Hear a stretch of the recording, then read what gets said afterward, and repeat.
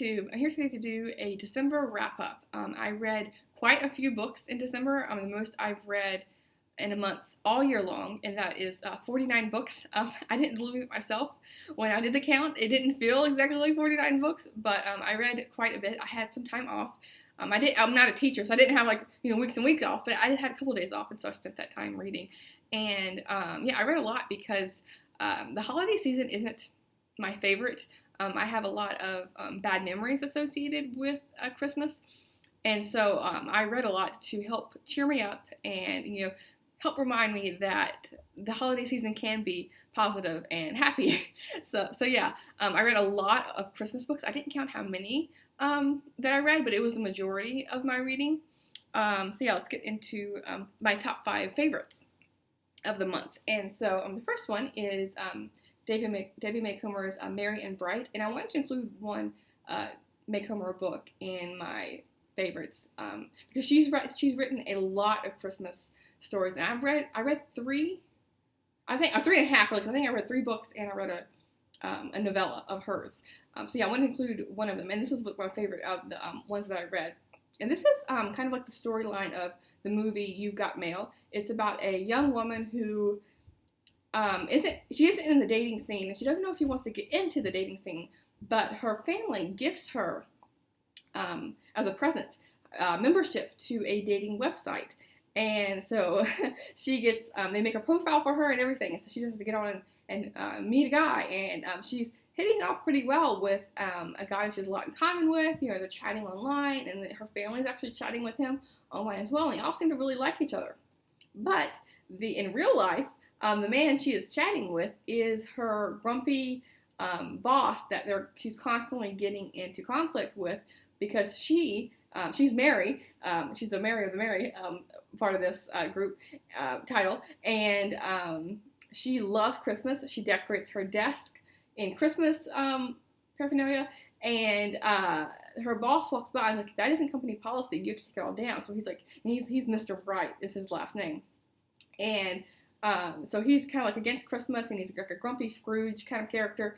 And eventually, they come to meet, and they hit it off and all that. There's still a lot of bumps in the road along the way, but yeah, this is a really nice, pretty quick read. And then, and I'm going in order in which I read them. They're not in like my order of top favorites. The next one is Kristen Higgins' In Your Dreams, and this is the 4th book in the Blue Heron series, and I haven't read any other ones in the series, but it's like automatically doing it for me, I'm writing up. But yeah, I really liked this book. This is the first Kristen Higgins book that I've read, and she's like one of my, it shot her up to one of my favorite authors that I want to pick up more from. And what I liked about this is it was so funny. I read in the summer The Unhoneymooners by Christina Lauren, and thought that was absolutely hilarious. And this had that same plot in it, in which there's the main character. She has to go to a wedding that is for her ex-fiance, and so she wants to look good, and so she brings on a friend. Not really a friend, kind of a friend, to play her boyfriend. And so, it's kind of like that funny storyline of pretending and all the stuff you can get into with that. Like, you're lying to your family and your friends, and the stuff you have to go through with that was hilarious. But then the story continues on because they're going back home, and there's a lot more background story to this plot, which I really like about this, because she has a lot of humor, but she has a lot of history with the people. You're not just knowing them in the current day. You get to know, how do they become, who they are.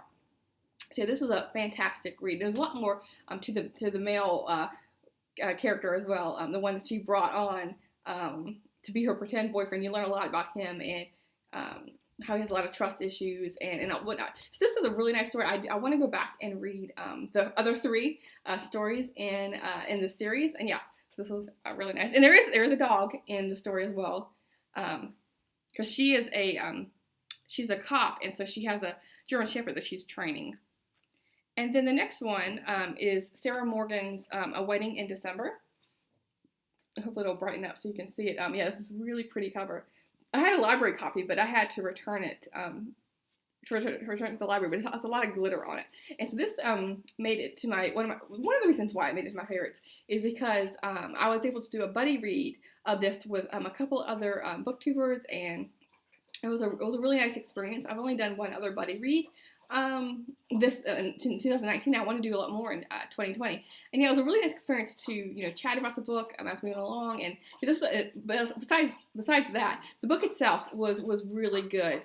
I read another Sarah Morgan book after this because it was my first time reading Sarah Morgan, The Christmas Sisters, and that was really good. But of the two, I think this one stands out in my mind more, probably because I discussed it and listened to other people talk about it, so it stood out in my mind more after looking back over the month. But this is about a family who are living in England, and there's the two sisters. One of them is works in the ER, and she's very dedicated to her job and very kind of like type A personality. And then there's a younger sister who's very like impulsive, and she is in the United States, and she's living in New York. And she meets a man, and like soon after meeting him, she decides, this is the man I want to marry. She calls her family and tells them about it. It's like, okay, I'm having a destination wedding in Colorado because her fiance's family owns like this tourist lodge, really like pretty sounding like tree huts in Aspen area of Colorado, and so they all come there, and the sister is going there because she's determined to stop this wedding, and so there's lots of things going on with that with her. And then the parents that are coming, they are getting a divorce, but they haven't told the sisters their daughters yet.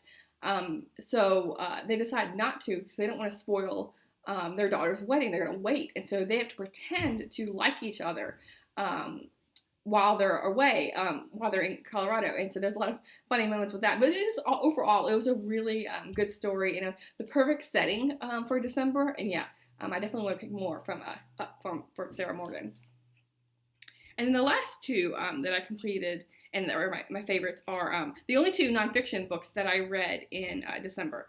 And the first one is Dreams of Colorado, a History of the American West by H.W. Brands, and hopefully it'll brighten up a bit.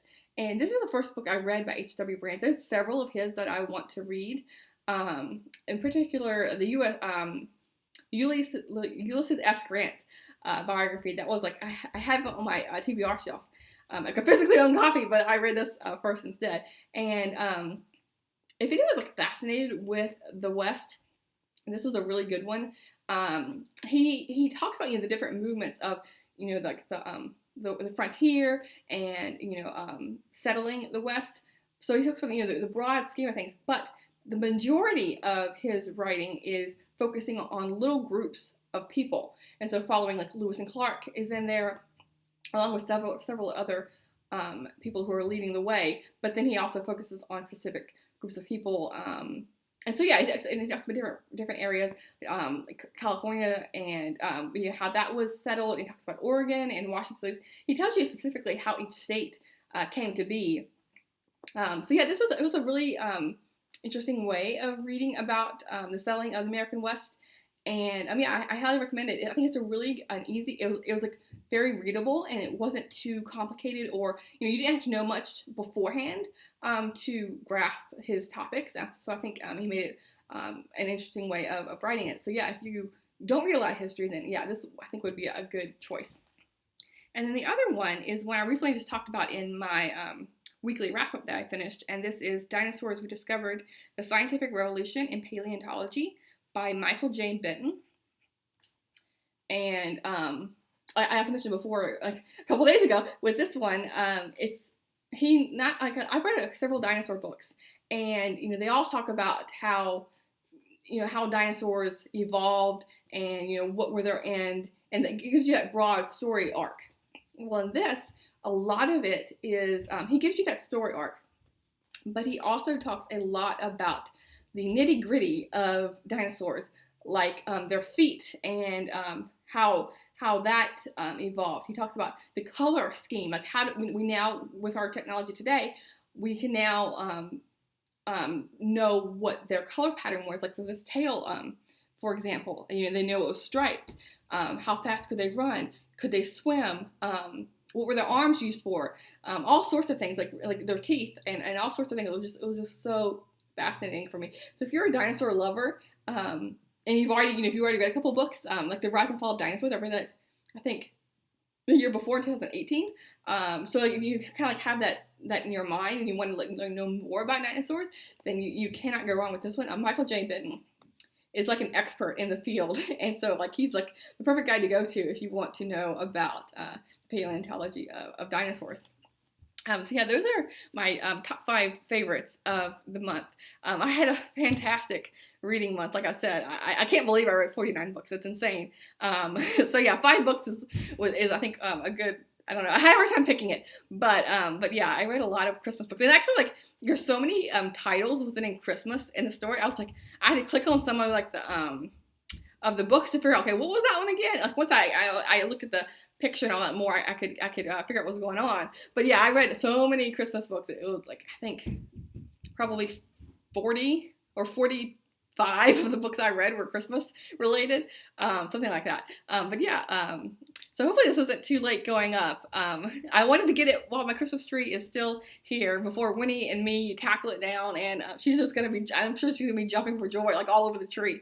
But then she's going to be very sad when it's down because she doesn't have her little toy to play with. But yeah, it lasted through the season, and I'm happy it's not too destroyed. But yeah, anyway, my next planned videos are going to be books from 2019, like my top favorites in history and fiction and all sorts of things. So I'm going to be really late putting that up as well. But yeah, I read a lot in December too, but a lot in 2019 that I do want to make some of my top favorites from the year. But anyway, I'll let you go.